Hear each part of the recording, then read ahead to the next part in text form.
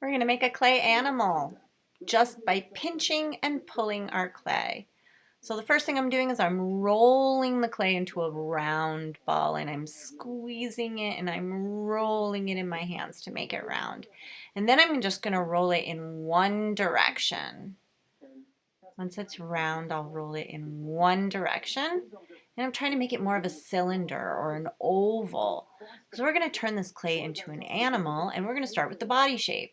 So there was something different in this trial. The reckoning of the uprising now I'm going to start to pull the neck. So I'm going to squeeze quite a bit of clay because I have to pull the neck and the head off of all this clay. So I'm squeezing almost half of it and I'm pushing the clay up, pushing with my thumb, pushing and pushing, and then I'll squeeze the shape of the head, and I'll even make a snout, and then I'll pinch a few triangles or points for the ears. There was something about this trial, a number of things that were different from what we've seen in the past. But one of the things that pinch in two directions, getting it pointy.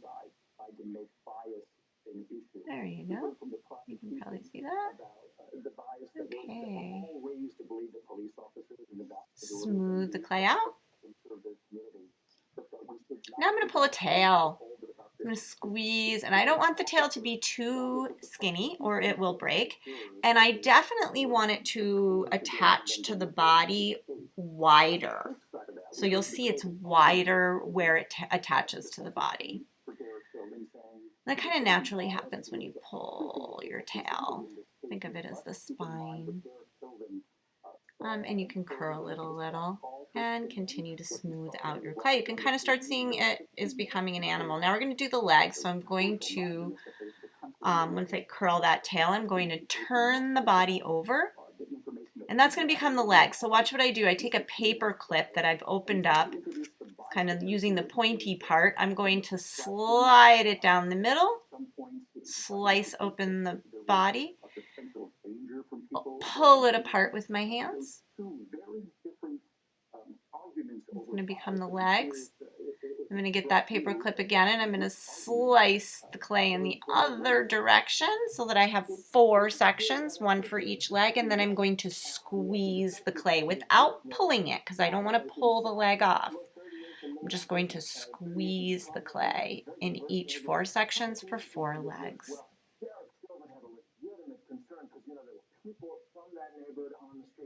But the problem was, we heard from them. The jurors heard from them, and they saw the picture of them, and they heard what they were trying to do. They were trying to stop what they thought was an atrocity. And I think one of the things that the defense had such a hard problem with is that I think every decent American, every patriotic American recognizes that we have had a problem in this country. We've had a problem with the use of force against black bodies. Smooth out any. And that's not to say that wrinkles, anything that doesn't look right, kind of fix it. And there you have it. I am going to use a paper clip to just draw in a few details, a couple eyes, maybe some whiskers. It's not the greatest tool, the paper clip. It'll do in a pinch. If you have some clay tools, that's great.